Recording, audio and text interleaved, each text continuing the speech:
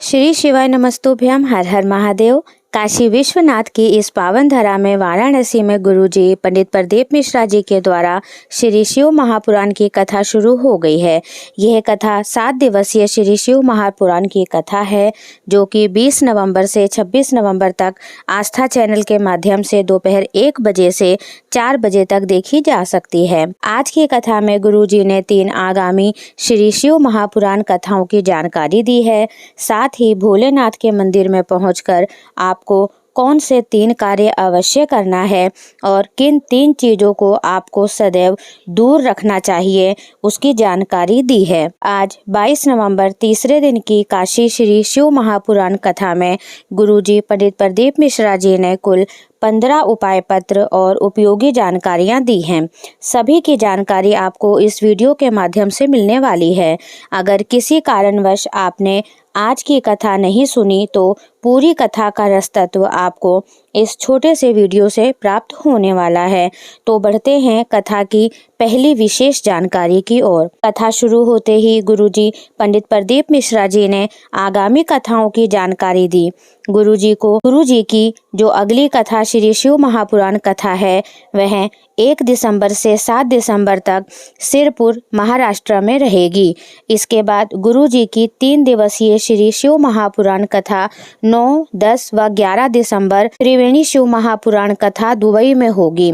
और इस कथा के बाद गुरुजी की जो तीसरी शिव महापुराण की कथा है वह 16 दिसंबर से 22 दिसंबर मेरठ में होगी। और अब बढ़ते हैं दूसरी जानकारी की ओर। गुरुजी ने आज की कथा में 3 लोगों से दूरी बनाए रखने को कहा है, जो कि इस प्रकार है। पहला, निंदक, जो चुगलखोरी करते हैं, जो लोग चुगली करते हैं, ऐसे लोगों से हमें दूरी बनाकर रखनी चाहिए। और दूसरा, नकली, जो लोग नकली होते हैं, केवल दिखावा करते हैं, गुरुजी ने कहा है ऐसे लोगों से हमें दूर रहना चाहिए। और तीसरा है नास्तिक, जो भगवान पर विश्वास नहीं रखते हैं, उपायों को ढोंग कहते हैं। ऐसे तीनों लोगों के साथ गुरुजी ने हमें दूरी बनाकर रखने को कहा है। बढ़ते हैं आज की कथा की तीसरी जानकारी की ओर। साधु, संत, तपस्वी, साधक, उपासक, पंडित अगर अपनी माला निकालकर या फिर भगवान की माला जो उनके ऊपर चढ़ी होती है आपके ऊपर डाल देते हैं, इसका मतलब ये नहीं है कि वह तुम्हारा सम्मान कर रहे हैं, इसलिए नहीं कि तुम बहुत पैसे वाले हो या अमीर हो या बड़े हो, बल्कि इसलिए साधु, संत, तपस्वी, साधक, उपासक के अंदर है वैसे ही आपके अंदर भी भक्ति उतर जाए, इसलिए आपको वह माला पहनाई जाती है। बढ़ते हैं आज की कथा की चौथी विशेष जानकारी की ओर। गुरुजी ने कहा, परसों इंटरव्यू में पूछा गया, शंकर भगवान तो क्रोध के देवता हैं जो भस्म कर देते हैं, आपका क्या कहना है?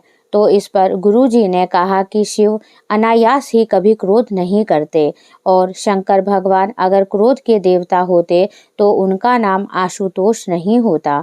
श्री शिव महापुराण की कथा कहती है, जो शंकर की शरण में जाता है उसके अंदर लोभ, काम, क्रोध, अभिमान को भस्म कर देता है। बढ़ते हैं आज की कथा की 5वीं विशेष जानकारी की ओर। 3 चीजें शंकर के मंदिर में पहुंचकर अवश्य करना चाहिए। गुरुजी ने कहा, 3 चीजें जब भी आप शिव मंदिर में जाओ तो आपको अवश्य ही करना चाहिए। शंकर भगवान के मंदिर की चौखट को पार करते हुए समझ लो, मंदिर के अंदर जैसे ही प्रवेश करेंगे तो तुम्हारे जीवन की सारी खटपट समाप्त हो जाती है। और शंकर भगवान के मंदिर का जब आप शिखर का दर्शन करते हैं तो आपके सभी प्रकार के पापों का भी नाश हो जाता है। बढ़ते हैं आज की कथा की 6ठी जानकारी की ओर। कविता तिवारी जी पत्र लेकर आई। लिखती हैं, मेरी बच्चेदानी में डॉक्टर ने गठान बता दी थी, जिसकी 5 महीने तक दवाई खाती रही लेकिन कोई लाभ नहीं हुआ। फिर मुझे ऑपरेशन कराना पड़ा। ऑपरेशन फिर से दर्द हुआ तो डॉक्टर को दिखाया, डॉक्टर ने कैंसर बता दिया। मैं बहुत घबरा गई। आपकी कथा तो सुन रही थी पर विश्वास नहीं था। फिर सुना कि 1 लोटा जल से जब सब संभव हो जाता है तो मैंने सोचा कि मैं भी 1 लोटा जल शिव जी पर चढ़ाती हूँ और मैं शिव जी पर एक लोटा जल चढ़ाती और बेलपत्र चढ़ाती और उसका आचमन करने लगी। फिर जब दूसरी जांच कराई तो मेरा कैंसर नहीं निकला और डॉक्टर ने मुझे हेपेटाइटिस बी की बीमारी बता दी। और मैंने स्वप्न में देखा कि आपकी फ़ोटो से बेलपत्र नीचे गिरी। मैं समझ गई कि बेलपत्र भी खाना है और मैंने खाना शुरू कर दिया और कुछ समय बाद जांच कराई तो मेरी हेपेटाइटिस की बीमारी भी ठीक हो गई।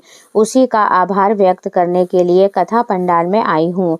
बढ़ते हैं कथा की 7वीं विशेष जानकारी की ओर। गुरुजी ने कहा, भोपाल की एक बंगाली चाट वाला है जो हमसे मिलने आया है और बोला, महाराज जी सबकी दुकान चलती है, मेरी नहीं चलती। तो हमने भी कह दिया कि अपनी दुकान पे श्री शिवाय नमस्तुभ्यम लिख दो, फिर देखना कैसा नाम होगा, कैसा काम होगा। आज उसकी दुकान में इतनी भीड़ है, आपको दिखाएंगे। आशीष जी के मोबाइल में फ़ोटो है। बढ़ते हैं आज की कथा की 8वीं विशेष जानकारी की ओर। उर्मिला जी पत्र लेकर आई। मेरे 3 बेटे हैं, तीनों नौकरी के लिए भटक रहे थे। कुछ समझ नहीं आता था क्या करूं। दिन भर हम चाट बेचते थे जिससे थोड़ा पैसा आता था और जैसे तैसे जीवन यापन कर रहे थे। एक दिन खाना खाते समय आपकी कथा सुनी और कथा में मन लग गया और हमने जल चढ़ाना शुरू कर दिया। मंदिर में साफ सफाई का कार्य भी करना शुरू कर दिया। कथा पंडाल में कथा सुनी क्योंकि सुना था कि श्री शिवाय नमस्तुभ्यम बोलकर की गई कामना बाबा जरूर सुनते हैं और मेरे बेटे की विदेश में नौकरी लग गई। उसी का आभार व्यक्त करने के लिए मैं आज नेपाल से काशी विश्वनाथ में कथा सुनने आई हूँ। आज की कथा की 9वीं जानकारी की ओर। इस शरीर में जो कुछ भी अंदर जाता है उसे त्यागना ही होता है, नहीं तो वह शरीर के अंदर रोग पैदा कर देता है। वैसे ही अभिमान अंदर गया है तो उसका भी त्याग हमें जरूर करना चाहिए, नहीं तो हमारा यह मन बेकार कर देता है। बढ़ते हैं आज की कथा की 10वीं विशेष जानकारी की ओर। गुरु जी ने कहा, अगर आप भोलेनाथ के मंदिर या काशी विश्वनाथ के मंदिर जा रहे हैं और किसी के फूल की डलिया से फूल गिर गया है, बेलपत्र गिर गया है, तो उसे उठाकर आप विसर्जन कर दो। ऐसा करने से भी आप पर भोलेनाथ की कृपा हमेशा बनी रहेगी। बढ़ते हैं आज की कथा की 11वीं विशेष जानकारी की ओर। गुरु जी ने कहा, सबसे ज्यादा बल क्रोध में होता है क्योंकि क्रोध हमेशा कमजोर व्यक्ति पर आता है, कभी किसी दमदार व्यक्ति पर नहीं आता, पर उस पर ही आएगा जो क्रोध फैलाता है। बढ़ते हैं आज की कथा की 12वीं विशेष जानकारी की ओर। बेलपत्र, रुद्राक्ष और तुलसी का दल ऐसे होते हैं जो कभी भी अशुद्ध नहीं होते, हमेशा शुद्ध ही रहते हैं। कई बार ऐसा होता है कि हमें हॉस्पिटल जाना पड़ता है और हम रुद्राक्ष पहने होते हैं, तुलसी की माला गले में पहने होते हैं। ऐसे में रुद्राक्ष और तुलसी की माला कभी भी अशुद्ध नहीं होती और यदि बेलपत्र हमारे पास रखी है, शिव जी पर चढ़ी हुई, वह भी कभी अशुद्ध नहीं होती। बढ़ते हैं आज की कथा की 10वीं जानकारी की ओर। शास्त्र कहता है, निंदा करने वाला पापी होता है और निंदा सुनने वाला महापापी होता है। आज की कथा में 14वीं जानकारी की ओर। भारत में जितने भी कुंड हैं, नदियां हैं, पहाड़ हैं, उन सभी का नाम सनातन धर्म से जुड़ा हुआ है, जैसे नर्मदा, हिमालय और जहाँ गर्भवती नारियां बच्चे जन्म देती हैं उसे प्रसूति कक्ष कहते हैं और प्रसूति कक्ष हर हॉस्पिटल में आपको देखने को मिलेगा, सुनने को मिलेगा। जो प्रसूति शब्द है यह सनातन धर्म से ही लिया गया शब्द है। बढ़ते हैं आज की कथा की 15वीं जानकारी की ओर। गुरुजी ने कहा, 28 और 29 नवंबर को हम ऋणेश्वर ज्योतिर्लिंग जाएंगे क्योंकि वहां राघव जी की श्री शिव महापुराण कथा 24 नवंबर से 30 नवंबर तक चलेगी। बढ़ते हैं अगली 16वीं विशेष जानकारी की ओर। गुरुजी पंडित प्रदीप मिश्रा जी द्वारा बताया गया एक विशेष उपाय है जो कि कल शनिवार के दिन आप सभी को करना है। यदि घर में धन संपदा की कमी है या कर्जा बढ़ता ही चला जा रहा है तो आपको एक दिया बना लेना है। अब घी का दिया आपको धन संपदा बढ़ाने के लिए बनाना है और यदि कर्जे के लिए आप इस उपाय को कर रहे हैं तब आपको एक सरसों के तेल का दिया बनाना है।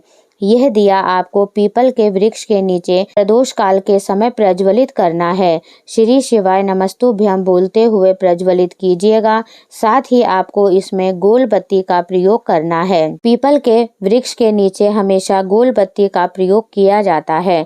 शनिवार के दिन शाम के समय जो यह दीपक लगाते हैं, कम से कम 5 शनिवार आप इस उपाय को कीजिए। घर में धन संपदा बढ़ेगी। यदि आप कर्जे के लिए इस उपाय को कर रहे हैं तो आपका कर्जा चूकेगा। अगर आज की वीडियो आपको अच्छी लगी है तो वीडियो को लाइक कीजिए, चैनल पर नए हैं तो सब्सक्राइब कीजिए और